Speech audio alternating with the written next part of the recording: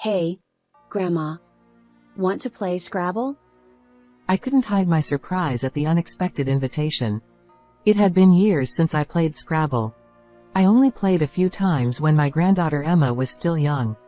Would she still want to play as a high school student? Emma looked at me with a worried expression. When I agreed to Emma's invitation, her expression softened slightly. After setting up the board, Emma picked up the tiles. How about we don't pick randomly at first and instead choose our favorite letters? Perhaps she considered my age. I thought the novel rule was interesting. And so, our Scrabble game between just the two of us began. We took turns creating words. When each of us had 4 words, Emma stopped picking tiles. Curious, I looked at Emma's face. Emma stared at the remaining tiles with a serious expression. Then, she pointed to each tile, one by one. As if she were trying to tell me something. S-O-L-D. At first, I didn't understand, but when I noticed Emma looking alternately at the cards and her mother Amy, my blood ran cold. Sold. A few days later, at 5 p.m. My eyes were dazzled by the sparkling signs. It was the place Emma had secretly told me about via email. Sorry, Mom. Looks like I won't be able to make it back there again this year. I sighed at the phone call from my son, John. It was the 6th summer since John and my granddaughter Emma left this house. I wonder how long it's been since I've seen Emma's face. We've been in touch through phone calls and emails, but even those communications have been dwindling this year. Well, everyone's busy, it can't be helped. I put on a cheerful voice, trying not to show my loneliness.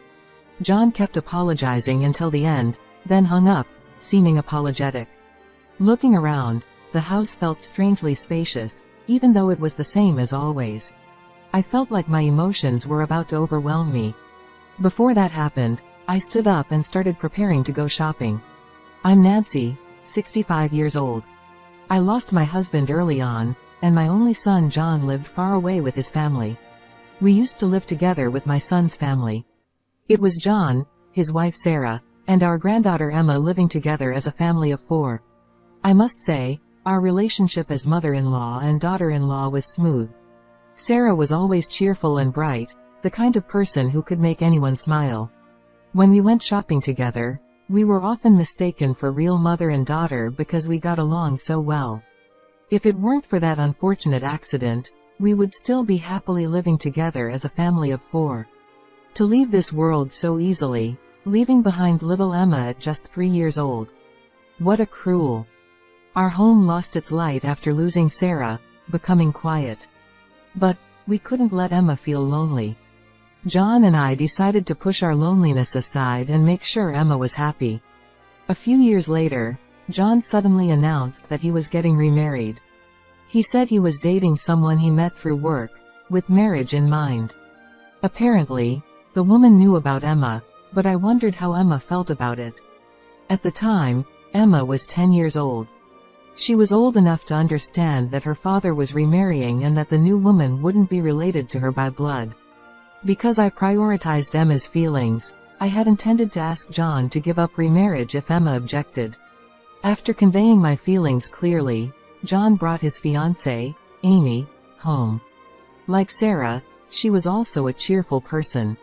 She talked to Emma and me without any hesitation, even though we were meeting for the first time. Emma, who was usually shy, was drawn into the conversation and seemed to enjoy it. After Amy left, I asked Emma for her honest opinion. If she becomes my mom, it seems like it'll be fun. She said with a big smile, and I felt a wave of loneliness wash over me. But if Emma would be happy, I decided to support John's remarriage. Just then, John's transfer was decided, and they had to leave this house. On a moving day, Emma told me something. Grandma, even though we'll be apart, I'll make sure to keep in touch so you won't feel lonely. It seemed like Emma, who had always been with me, could see right through my loneliness. But I wouldn't worry an elementary school-aged granddaughter. I forced a smile and waved goodbye to Emma. Living alone was lonelier than I had imagined, but I tried my best not to contact them too much, thinking of Emma.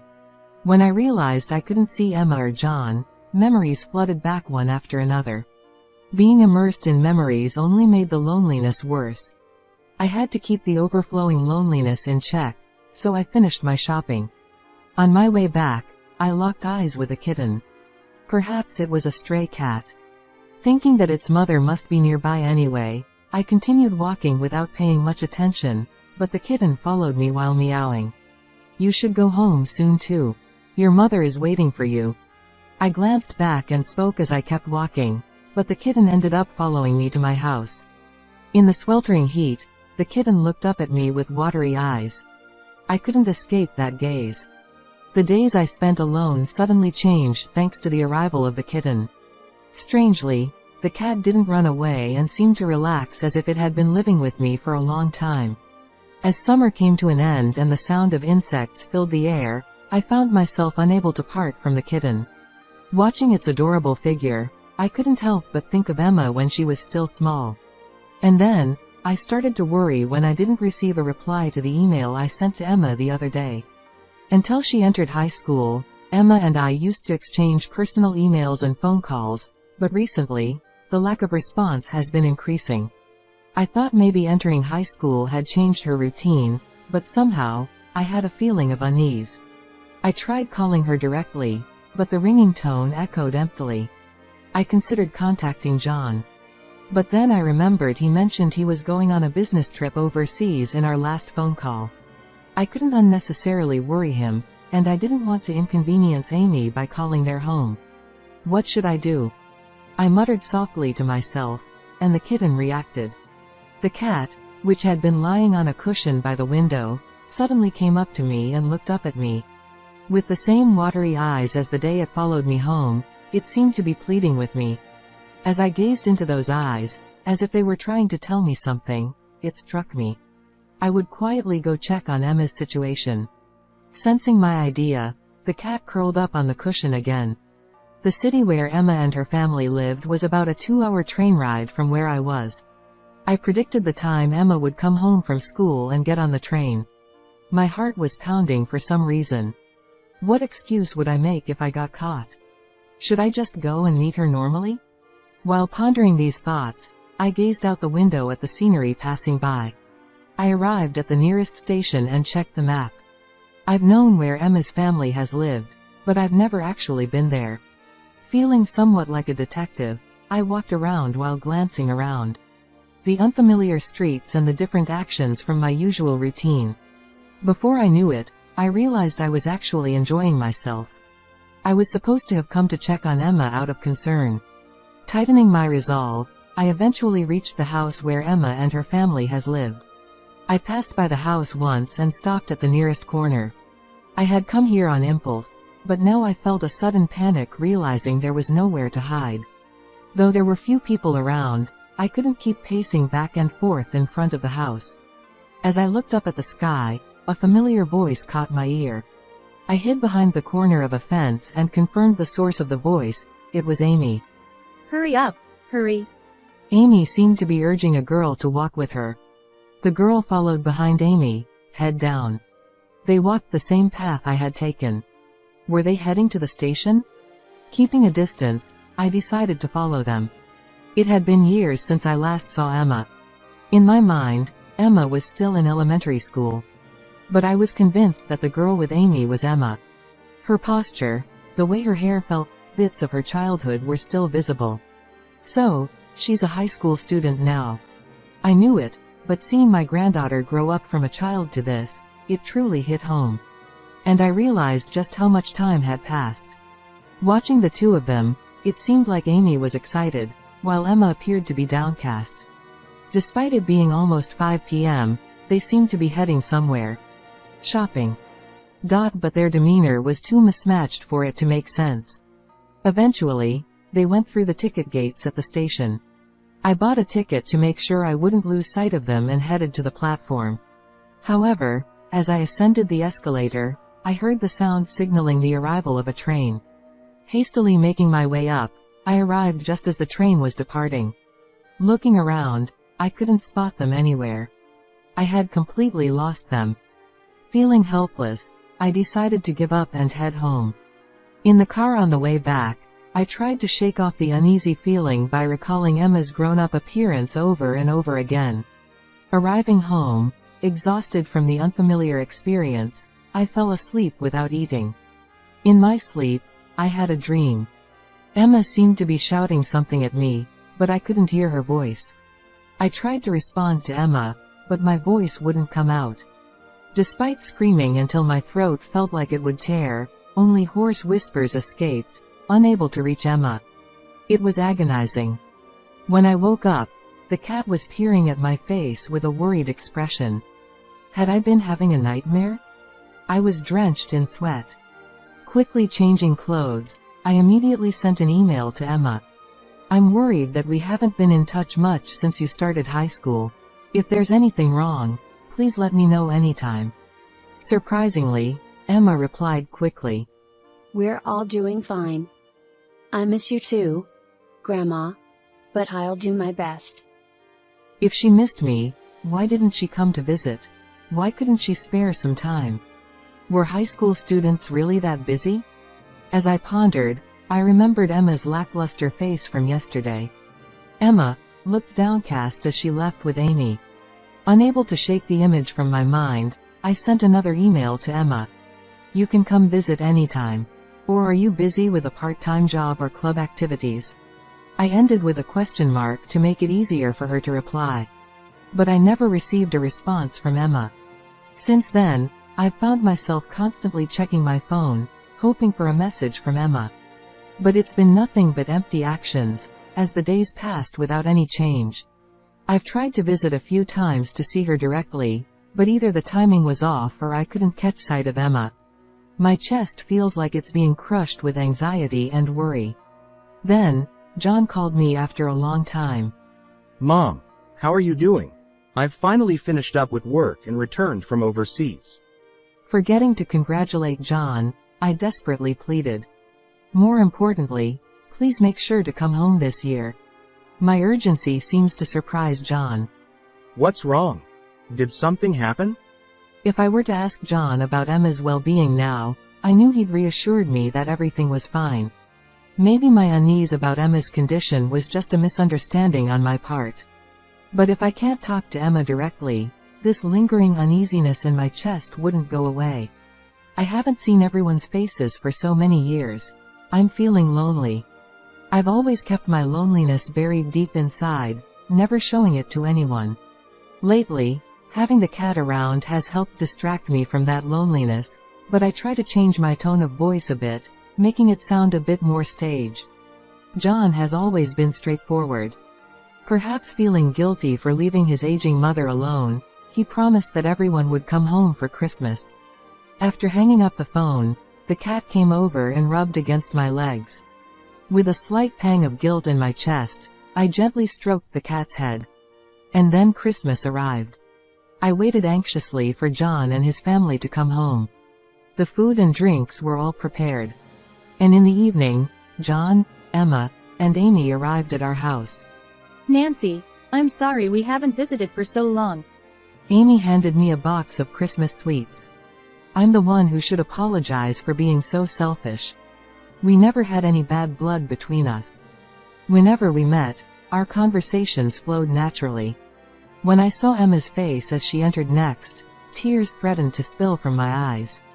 Though I could only see her from a distance before, she had grown into such a beautiful young woman. Seeing firsthand how much Emma had grown since she left home at the age of 10 was enough to make me feel content. Grandma, I'm sorry I couldn't reply to your emails. I wanted to hug Emma as she apologized with her head down, but I held back. It's okay. Just seeing your happy face here makes me happy. Then I gently nudged Emma forward and urged her to enter the living room. As soon as my hand touched Emma's, she flinched slightly. In that moment of reuniting after such a long time, I wondered if I had been too familiar, but Emma didn't seem particularly conscious of it. Oh, there's a cat. Emma, come see. As Amy's voice echoed from the living room, Emma hurriedly walked down the hallway. While John and the others played with the cat, I prepared some tea. I can't believe Mom has a cat now. Come to think of it, I recalled how John had always opposed having pets whenever he mentioned wanting one in the past. As we chatted about trivial matters, I noticed Amy whispering something to Emma. Reluctantly, Amy handed her phone to Emma from her bag. I'm going to the convenience store real quick. With those words, Emma grabbed her phone and headed outside. Amy muttered in a voice louder than intended. Even though we're here for a family visit. Well, I guess it's boring for a high schooler to just sit around in the countryside. I replied, trying not to make Amy feel uncomfortable, as I set the tea on the living room table. After chatting for a while, Emma returned. Emma, I'll hold on to your phone. Since you finally got to see Grandma after a long time, why not have a nice chat? I was about to protest, but Emma handed her phone to Amy without any resistance. She glanced briefly at me, but as I smiled at her, she looked away. John, seemingly oblivious, chuckled while watching a TV special. However, the idea of a mother holding her high school daughter's phone felt odd. Suspicious, I pretended to prepare dinner while discreetly checking my phone. Then, I received a message from Emma. Mom has been managing my phone, so I have very little free time to use it. That's why I couldn't reply. Glancing at Emma, who appeared absent-minded next to John and Amy, who were watching TV and laughing, her expression was so lackluster that it seemed as if she had lost her spirit. I wondered what I could do for Emma. Perhaps managing her phone was Amy's way of parenting, and I couldn't intervene abruptly. Despite considering various options, I found myself unable to do anything as we welcomed Christmas. The next day, as we welcomed Christmas, John and Amy were drinking alcohol from the morning. Snacking on the dishes I made, it seemed like the alcohol was starting to affect them. In the midst of this, Emma approached me. Hey, Grandma. Want to play Scrabble? I couldn't hide my surprise at the unexpected invitation. Scrabble? It had been years since we last played. We had only played a few times when Emma was still young. Did she still want to play now that she was in high school? Emma looked at me with a hint of uncertainty. Sure. Since we don't have much else to do, let's play together. Emma's expression softened slightly when I accepted her invitation. There should be Scrabble somewhere we used in the past. I retrieved it from the closet, and we both laughed. This brings back memories. After setting up the board, Emma picked up the tiles. How about we don't pick randomly at first and instead choose the letters we like? Perhaps she considered my age. But still, would playing Scrabble with just the two of us work? With various thoughts in my mind, our Scrabble game began. We took turns creating words, and surprisingly, it was quite enjoyable. When each of us had 4 words, Emma stopped picking tiles. What's wrong? There are still some left. I looked at Emma, puzzled. She had a serious expression as she began to arrange the remaining tiles in a straight line. Then, she started pointing to each tile, as if trying to convey something. S-O-L-D. At first, I didn't understand, but when I noticed Emma alternating between looking at the tiles and Amy, my blood ran cold. Sold. Could it be that Emma? No, that couldn't be possible. That could never be allowed. But I couldn't confront Amy based solely on Emma's testimony. I whispered to Emma in a low voice. I'll definitely help you. It might take some time, but just wait for me. Emma nodded firmly, tears welling up in her eyes. A few days later, I lied to John. I told him I needed him to take the day off from work to accompany me to the hospital. Fully believing me, John came to pick me up in his car. All right, let's go. As I walked without getting into John's car, he followed behind me. What's going on, Mom? Where are we going? Until I had evidence, I shouldn't tell John the situation. It's not that I didn't trust my son, but Emma reaching out to me with an SOS might be because she didn't want to worry John.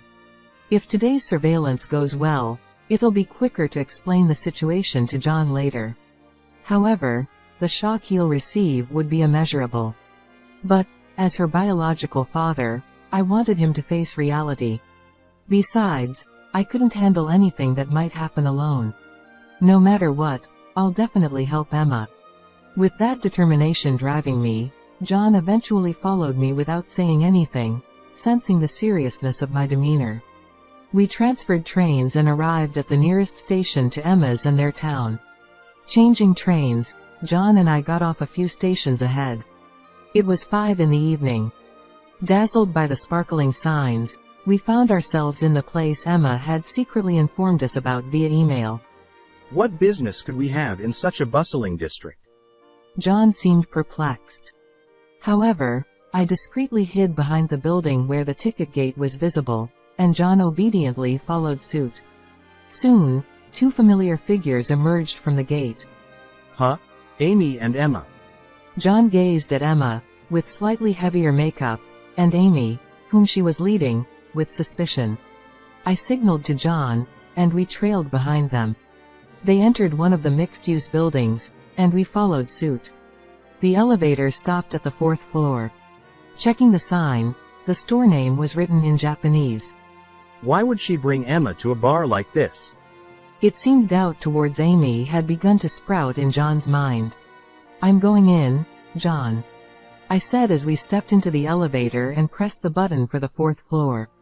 It seemed like the place was a members-only bar, as we were stopped by the man at the entrance.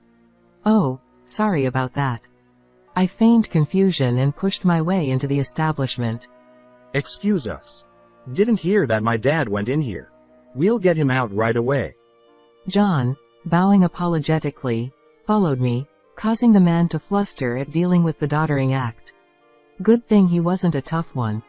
I thought to myself as I scanned the dimly lit interior, noticing a stage in the back. Bathed in the spotlight, young girls in revealing attire struck poses while the male patrons snapped photos of them. What is this place? John muttered as we stood there dumbfounded. Hey, mister. Don't just stand there gawking. Order something or move along. A waiter snapped us out of our trance. The waiter approached, and I was startled. Excuse me. It seems my husband is here. Sorry, she's just a little forgetful. We'll be leaving soon. As we exchanged those words, the lighting and the music in the room changed. When I looked back at the stage, I saw a familiar girl this time. I wondered when she had changed her outfit. Wearing a nurse's uniform with a plunging neckline and a skirt so short that her underwear could be seen, unmistakably, it was Emma. Cheers erupted from the men, and flashes from cameras filled the air. Amidst all that, her face showed clear signs of discomfort. What is this? Anger trembled through my body. John, too, gritted his teeth in frustration. But we couldn't contain those emotions. Straightening my back, I stormed onto the stage, grabbed Emma's hand, and headed towards the exit of the store. The customers were taken aback by the sudden intruder. Hey, you can't do that, ma'am. The waiter forcefully restrained me. Then John, who had remained silent, spoke up. This is clearly a brothel, but are you employing high school students here? The waiter's demeanor shifted. I work in legal affairs, you see. I have plenty of acquaintances in the police force. John continued. The hand restraining me loosened. This girl is my daughter. You are having fun, aren't you? Should I sue every customer here? John's voice reverberated throughout the store. One by one, male customers began fleeing the establishment. In the midst of this, Amy emerged from the back of the shop. Oh well, it was such a lucrative gig, she said lazily, cigarette dangling from her lips. She sounded indifferent, a stark contrast to her usual lively self. However, I couldn't be deterred by such things. This is no way to treat high school students. I glared at Amy, but she just smirked and chuckled dismissively. It's just a part-time job, isn't it? There wasn't a trace of remorse in her demeanor. Suddenly, Emma, trembling in John's coat and arms, stood up and shouted. It's not just a job. You were taking all the money, weren't you? I never received a single penny. With tears in her eyes, Emma glared at Amy. What's going on, Amy? Placing a hand on Emma's shoulder, John calmly inquired. He seemed unable to believe that his wife could exploit their daughter. His voice sounded like he was seeking some last shred of redemption. But Amy further trampled on John's feelings. Even Emma enjoyed being looked at by men older than you, right? I felt like my head might explode. Just as I was about to lunge at her, John stepped in front of me and declared to Amy, "We're getting a divorce." He then urged Emma and me to leave, and we exited the shop. As we walked away from the store, Amy watched us with a smile, but there was a faint twist to her lips. I made Emma a hot milk with plenty of honey as she returned to my house. Somehow, the cat had curled up next to Emma. With the warmth of the hot milk and the cat, Emma seemed to relax. Thank you, Grandma. Emma, who had been forcing a smile, eventually broke down in tears as if a dam had burst. I hugged her tightly, gently rubbing her back. And so the night grew late. A few days later, John packed up his and Emma's belongings and moved into my house. Surprisingly, despite appearing relaxed at the time, Amy was reluctant to divorce. She repeatedly called our house, saying things like, "I was just tempted by the easy money. I'll change my ways from now on, so please forgive me." appealing to me and John, but she never apologized to Emma. Most likely, she was being manipulated by the owner of that establishment. Neither John nor I paid her any attention. Eventually, through a lawyer acquaintance of John's, their divorce was finalized. It seems Amy had been arranging other girls besides Emma at that brothel.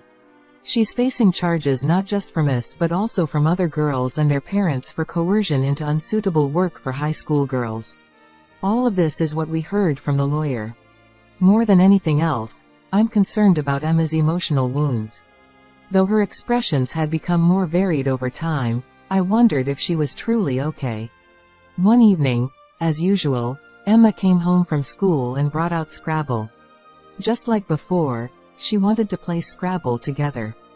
Perhaps she had something else she wanted to communicate. Once again, we chose her favorite tiles first, and the game began. Then, 7 words were formed. Emma silently lined up the tiles. I followed each tile with my eyes. A-L-R-I-G-H-T. When I looked at Emma's face, there was the same smile as when she was a child. A tear streamed down my cheek. The cat, watching us from nearby, began playing with the leftover tiles. Emma and I laughed together at the cat's antics, surprised but amused. From then on, whenever something happened, we played word games with Scrabble. The cat, now grown, watched over us from a distance.